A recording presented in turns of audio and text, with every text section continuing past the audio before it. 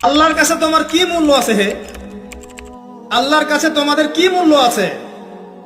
তোমরা কি 5 ওয়াক্ত নামাজ পড়ো? তোমরা কি পর্দা করো? তোমাদের মধ্যে হায়াবোধ কিছু আছে? তোমরা মানুষকে ভালো কিছু শেখাও, সমাজকে ভালো কিছু দাও, শালীন কিছু দাও? আল্লাহর কাছে তোমাদের কি মূল্য আছে? নবী সাল্লাল্লাহু আলাইহি ওয়াসাল্লাম তো জাহান্নাম দেখে সেই কথাটাই বলেছেন, আমি জাহান্নাম দেখে আসলাম, সেখানে বেশিরভাগ অধিবাসী হচ্ছে মেয়ে, নারী। কি কারণ? তারা এমন কাপড় চোপড় পরে বাইরে ঘুরতো, যেই কাপড় পরেও তারা নগ্ন থাকতো। আমি কি ব্যাখ্যা করতে হবে? আপনি দেখতে পারেন না? এবং তারা স্বামীর সাথে কুফরি করত। সারা জীবন স্বামী যদি তাদের ভরণ পোষণ দেয়, ভালোবাসে, মহব্বত করে, তাদের জন্য জীবনটা ক্ষয় করে ফেলে, এক পর্যায়ে গিয়ে বলবে, সারাটা জীবন তোমার কাছে কিছুই পাইলাম না। বাস্তব। এগুলোর কারণে মেয়েরা বেশি বেশি জাহান্নামে যাবে। এবং তারা মানুষ মারা গেলে মাতম করে, বুক পিঠ চাপড়ায়, এই কারণে যাবে।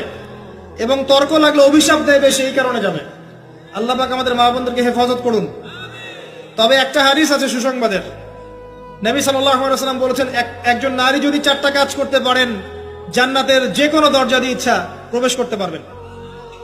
1 নাম্বার 5 ওয়াক্ত নামাজ, 2 নাম্বার রমজান মাসে সওম, 3 নাম্বার আপনার লজ্জাস্থানের হেফাজত অর্থাৎ খাস পর্দা, এবং 4 নাম্বার আপনার স্বামীর আনুগত্য।